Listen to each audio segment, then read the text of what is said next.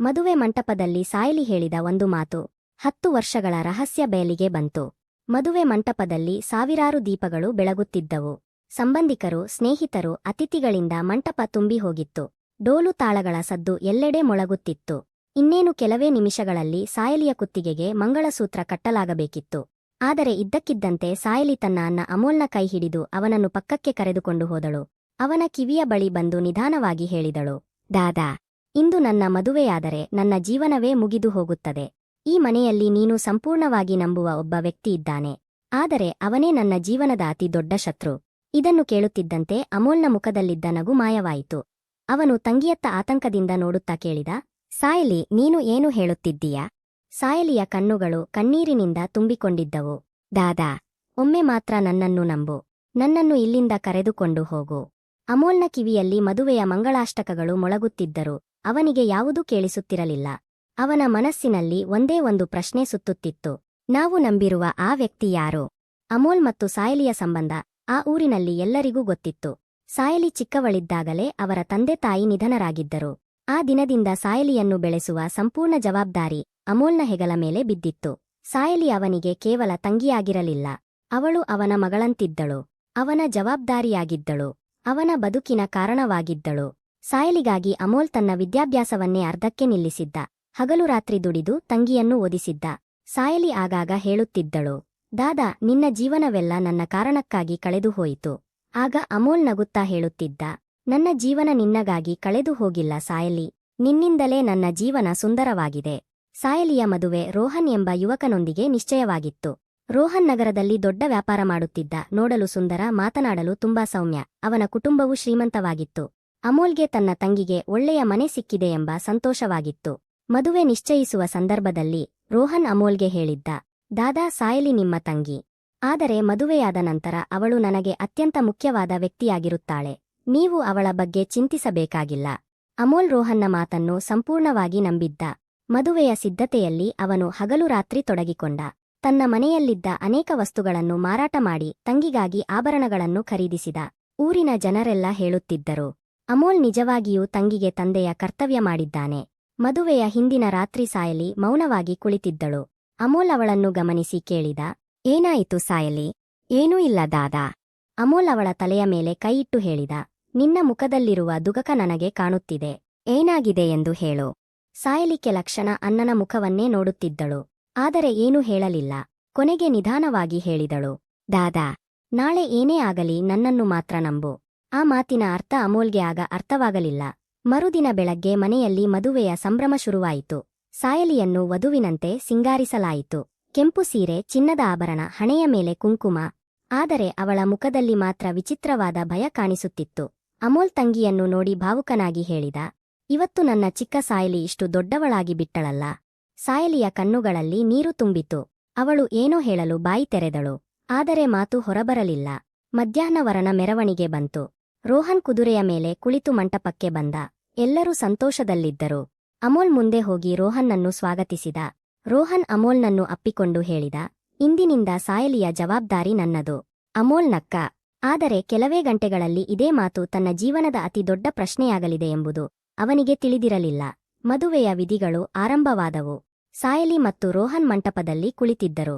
ಪುರೋಹಿತರು ಮಂತ್ರಗಳನ್ನು ಪಠಿಸುತ್ತಿದ್ದರು. ಎಲ್ಲರೂ ಸಂತೋಷದಿಂದ ನೋಡುತ್ತಿದ್ದರು. ಆದರೆ ಸಾಯಲಿ ಪದೇ ಪದೇ ಅಮೋಲ್ನತ್ತ ನೋಡುತ್ತಿದ್ದಳು. ಅವಳ ಕಣ್ಣುಗಳಲ್ಲಿ ಒಂದೇ ಒಂದು ವಿನಂತಿ ಇತ್ತು, ದಾದಾ, ನನ್ನನ್ನು ಉಳಿಸು. ಅಮೋಲ್ಗೆ ಏನೋ ತಪ್ಪಾಗಿದೆ ಎಂಬ ಅನುಮಾನ ಮೂಡಿತು. ಸಪ್ತಪದಿ ಆರಂಭವಾಗುವ ಮುನ್ನವೇ ಸಾಯಲಿ ಇದ್ದಕ್ಕಿದ್ದಂತೆ ಎದ್ದು ನಿಂತಳು. ನನಗೆ ನನ್ನ ಅಣ್ಣನೊಂದಿಗೆ 2 ನಿಮಿಷ ಮಾತನಾಡಬೇಕು. ಎಲ್ಲರೂ ಆಶ್ಚರ್ಯಚಕಿತರಾದರು. ರೋಹನ್ ಅವಳನ್ನು ತಡೆಯಲು ಪ್ರಯತ್ನಿಸಿದ. ಆದರೆ ಅಮೋಲ್ ಅವಳ ಕೈ ಹಿಡಿದು ಮಂಟಪದ ಹಿಂದಕ್ಕೆ ಕರೆದುಕೊಂಡು ಹೋದ. ಅಲ್ಲಿ ಸಾಯಲಿ ಮತ್ತೆ ಅದೇ ಮಾತು ಹೇಳಿದಳು, ದಾದಾ, ನನಗೆ ಇಂದು ಮದುವೆಯಾಗಲು ಇಷ್ಟವಿಲ್ಲ. ಅಮೋಲ್ನ ಉಸಿರೇ ನಿಂತಂತಾಯಿತು. ಆದರೆ ಯಾಕೆ? ಸಾಯಲಿ ಅಳುತ್ತಾ ಹೇಳಿದಳು, ಯಾಕೆಂದರೆ ರೋಹನ್ ಕಾಣುವ ಹಾಗೆ ಇರುವವನಲ್ಲ. ಅಷ್ಟೇ ಅಲ್ಲ, ಅವನ ಹಿಂದೆ ಇನ್ನೊಬ್ಬ ವ್ಯಕ್ತಿ ಇದ್ದಾನೆ. ಅಮೋಲ್ ಕೇಳಿದ, ಯಾರು? ಸಾಯಲಿ ಸುತ್ತಲೂ ನೋಡಿಕೊಂಡು ನಿಧಾನವಾಗಿ ಹೇಳಿದಳು, ನಮ್ಮ ಮನೆಯವರೇ ಒಬ್ಬರು. ಅಮೋಲ್ ಬೆಚ್ಚಿ ಬಿದ್ದ. ನಮ್ಮ ಮನೆಯವರ?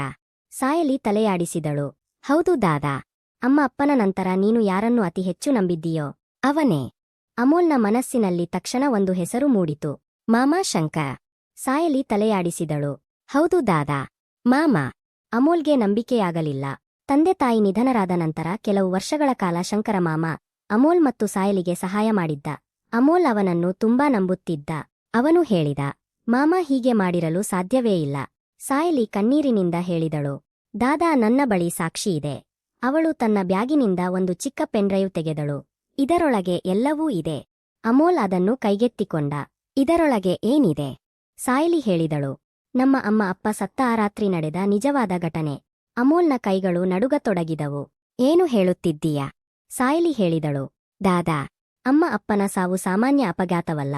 10 ವರ್ಷಗಳಿಂದ ಅಮೋಲ್ ತನ್ನ ತಂದೆ ತಾಯಿಯ ಸಾವನ್ನು ದುರದೃಷ್ಟಕರ ಅಪಘಾತವೆಂದು ಭಾವಿಸಿದ್ದ. ಪೊಲೀಸರು ಅದನ್ನೇ ಅಪಘಾತ ಎಂದು ಹೇಳಿದ್ದರು. ಆದರೆ ಇಂದು ಸಾಯಲಿ ಹೇಳುತ್ತಿದ್ದಳು, ಅದು ಅಪಘಾತವಾಗಿರಲಿಲ್ಲ. ಅಮೋಲ್ ಪೆನ್ಡ್ರೈವ್ ಅನ್ನು ಬಿಗಿಯಾಗಿ ಹಿಡಿದು ಕೇಳಿದ, ಇದು ನಿನಗೆ ಎಲ್ಲಿಂದ ಸಿಕ್ಕಿತು? ಸಾಯಲಿ ಉತ್ತರಿಸಿದಳು, ರೋಹನ್ನ ಮನೆಯಲ್ಲಿ ನನಗೆ ಒಂದು ಹಳೆಯ ಪೆಟ್ಟಿಗೆ ಸಿಕ್ಕಿತು. ಅದರೊಳಗೆ ಕೆಲವು ದಾಖಲೆಗಳಿದ್ದವು. ಆ ದಾಖಲೆಗಳ ಮೇಲೆ ಮಾಮಾ ಶಂಕರನ ಸಹಿ ಇತ್ತು. ಅಮೋಲ್ಗೆ ಏನೂ ಅರ್ಥವಾಗಲಿಲ್ಲ. ಅವನು ಕೇಳಿದ, ಹಾಗಾದರೆ ನೀನು ರೋಹನ್ ಜೊತೆ ಮದುವೆಯಾಗಲು ಒಪ್ಪಿಕೊಂಡಿದ್ದೇಕೆ? ಸಾಯಲಿ ಅಳುತ್ತಾ ಹೇಳಿದಳು, ಆಗ ನನಗೆ ಸತ್ಯ ಗೊತ್ತಿರಲಿಲ್ಲ. ಮದುವೆಗೆ 2 ದಿನಗಳ ಮೊದಲು ಎಲ್ಲವೂ ನನಗೆ ತಿಳಿಯಿತು. ಹಾಗಾದರೆ ನನಗೆ ಮೊದಲೇ ಯಾಕೆ ಹೇಳಲಿಲ್ಲ? ಸಾಯಲಿ ನಿಧಾನವಾಗಿ ಹೇಳಿದಳು, ಮಾಮ ನಿನ್ನ ಮೇಲೆ ಕಣ್ಣಿಟ್ಟಿದ್ದ. ನಾನು ನಿನಗೆ ಹೇಳಿದರೆ ಅವನು ನಿನಗೆ ಏನಾದರೂ ಮಾಡಬಹುದು ಎಂಬ ಭಯವಿತ್ತು. ಅಮೋಲ್ ತಕ್ಷಣ ನಿರ್ಧಾರ ತೆಗೆದುಕೊಂಡ. ಇಂದು ನಿನ್ನ ಮದುವೆ ನಡೆಯುವುದಿಲ್ಲ. ರೋಹನ್ನ ಮುಖದಲ್ಲೂ ಭಯ. ಅಷ್ಟರಲ್ಲಿ ರೋಹನ್ ಅಲ್ಲಿಗೆ ಬಂದ. ಕಠಿಣ ಧ್ವನಿಯಲ್ಲಿ ಕೇಳಿದ, ಇಲ್ಲಿ ಏನು ನಡೆಯುತ್ತಿದೆ? ಅಮೋಲ್ ತನ್ನ ತಂಗಿಯನ್ನು ತನ್ನ ಹಿಂದೆ ನಿಲ್ಲಿಸಿದ.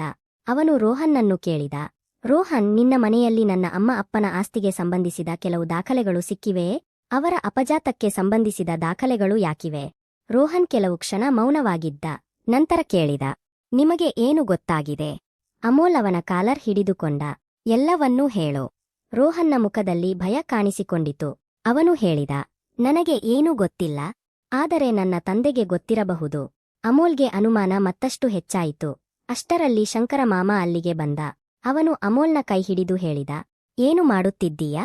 ಮದುವೆಯ ದಿನ ಇಂಥ ಗಲಾಟೆ ಮಾಡಬೇಡ. ಅಮೋಲ್ ಅವನನ್ನೇ ದಿಟ್ಟವಾಗಿ ನೋಡಿದ. ಮಾಮ, ನನ್ನ ಅಮ್ಮ ಅಪ್ಪನ ಅಪಘಾತ ಹೇಗೆ ನಡೆಯಿತು? ಶಂಕರನ ಮುಖದಲ್ಲಿ ಕ್ಷಣಕಾಲ ಭಯ ಮೂಡಿತು.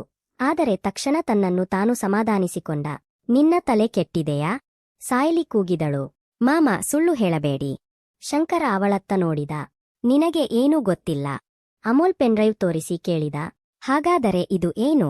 ಪೆನ್ಡ್ರೈವ್ ನೋಡುತ್ತಿದ್ದಂತೆ ಶಂಕರನ ಮುಖ ಬಿಳುಪಾಯಿತು. ಅದನ್ನು ಕಂಡ ಅಮೋಲ್ಗೆ ಈಗ ಖಚಿತವಾಗಿತ್ತು. ಇದರ ಹಿಂದೆ ದೊಡ್ಡ ರಹಸ್ಯವಿದೆ. ಅಮೋಲ್ ಸಾಯಲಿಯನ್ನು ಅಲ್ಲಿಂದ ಹೊರಗೆ ಕರೆದುಕೊಂಡು ಬಂದ. ಆದರೆ ಮದುವೆ ಮಂಟಪದಿಂದ ಹೊರಬರುವುದು ಸುಲಭವಾಗಿರಲಿಲ್ಲ. ಸಂಬಂಧಿಕರು ಪ್ರಶ್ನೆಗಳ ಸುರಿಮಳೆಗೈದರು. ವಧುವಿಗೆ ಏನಾಯಿತು? ಅಮೋಲ್ ಮದುವೆ ಯಾಕೆ ನಿಲ್ಲಿಸಿದ? ಆದರೆ ಅಮೋಲ್ ಯಾರಿಗೂ ಉತ್ತರಿಸಲಿಲ್ಲ.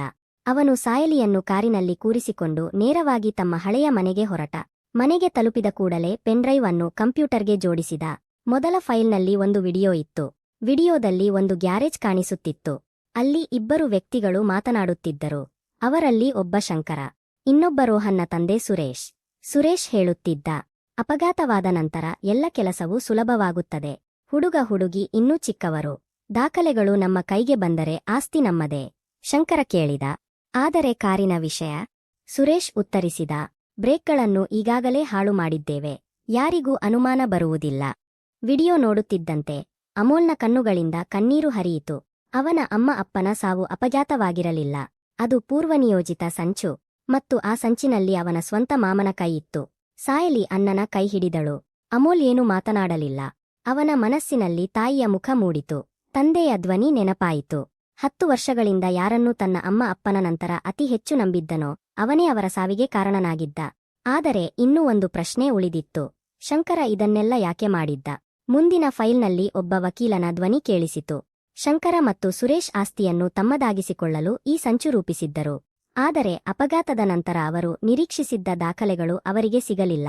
ಏಕೆಂದರೆ ಅಮೋಲ್ನ ತಂದೆ ತಮ್ಮ ಆಸ್ತಿಯ ಒಂದು ಭಾಗವನ್ನು ಮಕ್ಕಳ ಭವಿಷ್ಯಕ್ಕಾಗಿ ರಹಸ್ಯ ಟ್ರಸ್ಟ್ನ ಹೆಸರಿನಲ್ಲಿ ಮಾಡಿಟ್ಟಿದ್ದರು. ಶಂಕರನಿಗೆ ಆ ಆಸ್ತಿಯ ಬಗ್ಗೆ ಮಾಹಿತಿ ಇತ್ತು. ಆದ್ದರಿಂದಲೇ ಅವನು ಅಪಘಾತದ ಸಂಚು ರೂಪಿಸಿದ್ದ. ಆದರೆ ದಾಖಲೆಗಳು ಸಿಗದ ಕಾರಣ ಮುಂದಿನ 10 ವರ್ಷಗಳ ಕಾಲ ಅಮೋಲ್ ಮತ್ತು ಸಾಯಲಿಯ ಮೇಲೆ ಕಣ್ಣಿಟ್ಟಿದ್ದ. ಅವರ ಜೀವನವನ್ನು ತನ್ನ ನಿಯಂತ್ರಣದಲ್ಲಿಟ್ಟುಕೊಳ್ಳಲು ಪ್ರಯತ್ನಿಸಿದ್ದ. ಸಾಯಲಿಯ ಮದುವೆಯನ್ನು ರೋಹನ್ ಜೊತೆ ಮಾಡಿಸುವುದರ ಹಿಂದೆಯೂ ಇದೇ ಉದ್ದೇಶವಿತ್ತು. ರೋಹನ್ಗೆ ಈ ಸಂಚಿನ ಸಂಪೂರ್ಣ ಮಾಹಿತಿ ಇರಲಿಲ್ಲ. ಆದರೆ ಅವನ ತಂದೆ ಸುರೇಶ್ ಸಾಯಲಿಯೊಂದಿಗೆ ಮದುವೆಯಾಗುವಂತೆ ಅವನನ್ನು ಒತ್ತಾಯಿಸಿದ್ದ. ಏಕೆಂದರೆ ಮದುವೆಯಾದ ನಂತರ ಸಾಯಲಿಯ ಆಸ್ತಿಯ ಮೇಲೆ ಹಕ್ಕು ಪಡೆಯುವುದು ಸುಲಭವಾಗುತ್ತಿತ್ತು. ಅಮೋಲ್ ಪೊಲೀಸರನ್ನು ಸಂಪರ್ಕಿಸಿದ. ಅಷ್ಟರಲ್ಲೇ ಮನೆಯ ಹೊರಗೆ ಒಂದು ಕಾರು ಬಂದು ನಿಂತಿತು. ಶಂಕರ 4 ಜನರೊಂದಿಗೆ ಅಲ್ಲಿಗೆ ಬಂದಿದ್ದ. ಅವನು ಬಾಗಿಲು ಬಡಿದು ಕೂಗಿದ, ಅಮೋಲ್, ಬಾಗಿಲು ತೆರೆ. ನಮ್ಮಿಬ್ಬರ ನಡುವೆ ಮಾತನಾಡಬೇಕಿದೆ. ಅಮೋಲ್ ಬಾಗಿಲು ತೆರೆಯಲಿಲ್ಲ.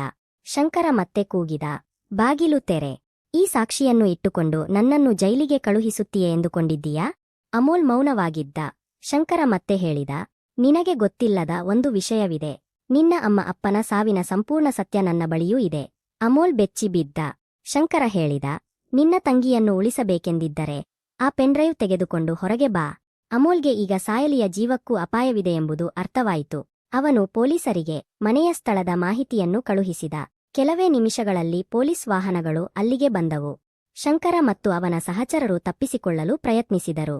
ಆದರೆ ಪೊಲೀಸರು ಅವರನ್ನು ಬಂಧಿಸಿದರು. ವಿಚಾರಣೆಯಲ್ಲಿ ಶಂಕರ ಮೊದಲಿಗೆ ಏನನ್ನೂ ಒಪ್ಪಿಕೊಳ್ಳಲಿಲ್ಲ.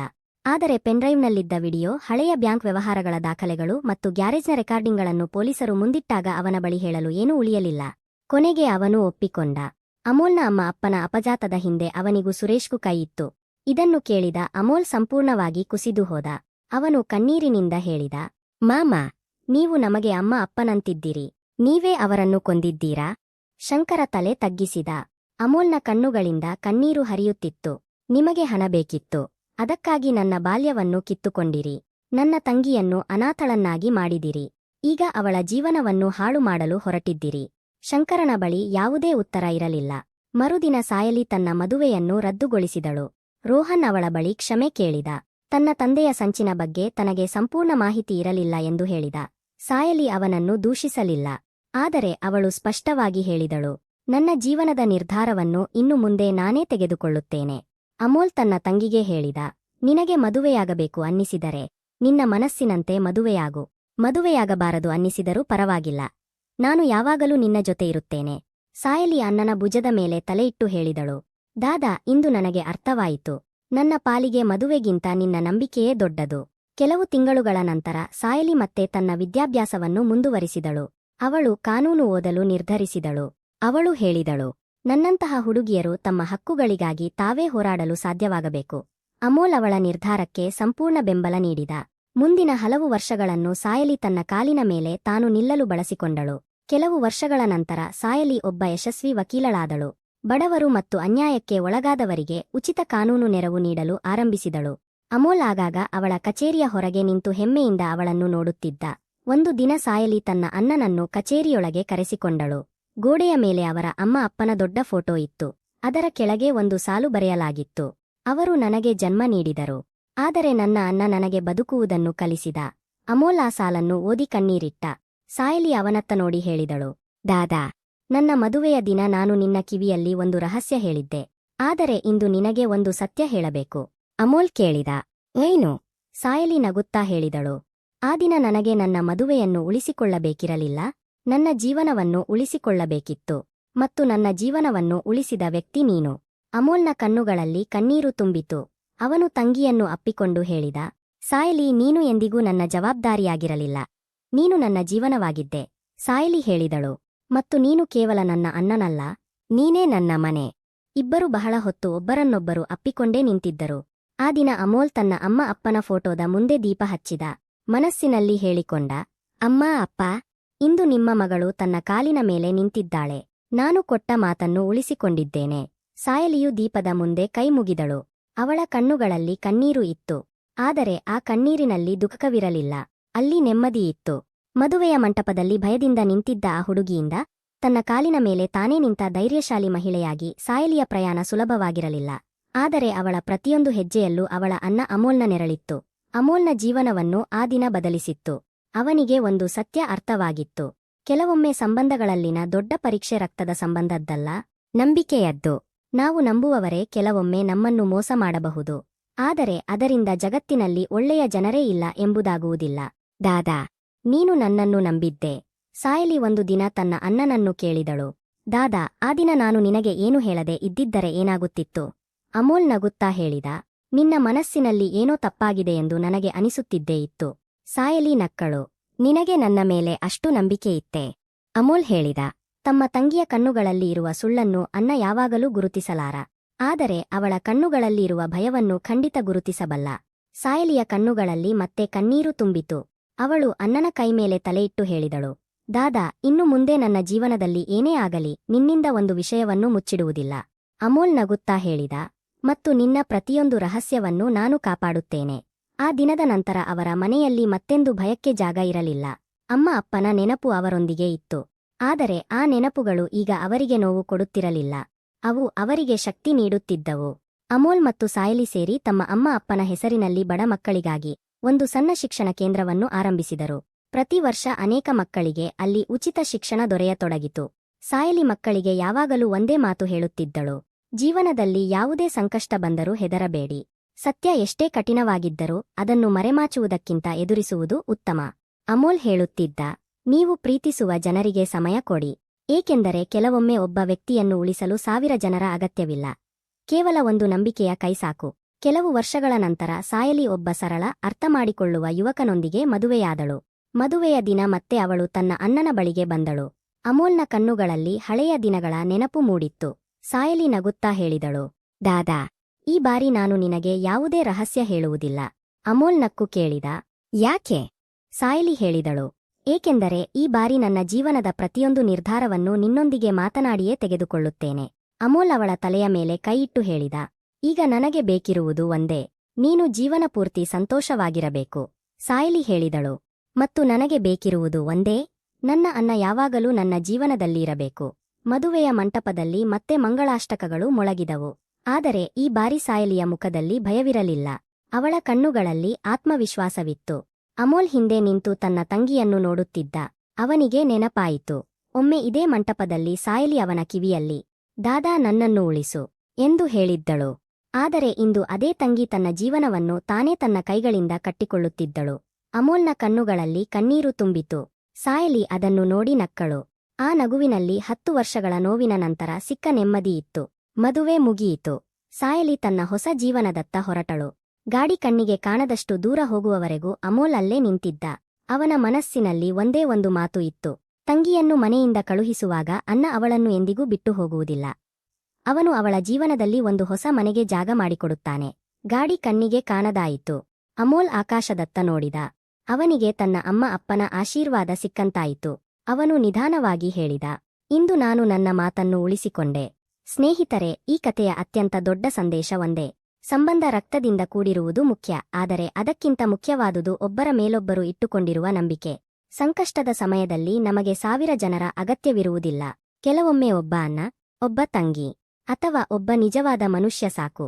ಸಾಯಲಿ ಮದುವೆಯ ದಿನ ತನ್ನ ಅಣ್ಣನ ಕಿವಿಯಲ್ಲಿ ಒಂದು ರಹಸ್ಯ ಹೇಳಿದ್ದಳು. ಆ ರಹಸ್ಯದಿಂದ ಕೇವಲ ಒಂದು ಮದುವೆ ನಿಲ್ಲಲಿಲ್ಲ, ಒಂದು ಕುಟುಂಬದ 10 ವರ್ಷಗಳ ಹಳೆಯ ಸತ್ಯ ಹೊರಬಂತು.